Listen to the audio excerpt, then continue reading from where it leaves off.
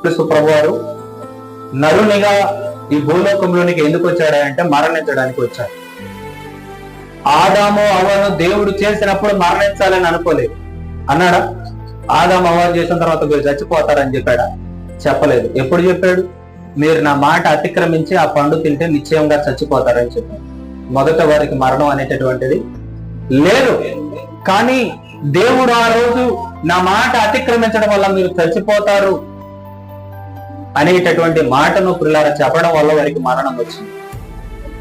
ఇప్పుడు యేసుక్రీస్తు ప్రభువారి దగ్గర ఉన్నటువంటి ఛాలెంజ్ ఏంటి అంటే, ఆయన అప్పుడు ఒక ఆజ్ఞను ఏర్పాటు చేశాడు. మీరు నా మాటను అతిక్రమించి ఆ పండ్లు తిన్నప్పుడు చచ్చిపోతారని చెప్పాడు.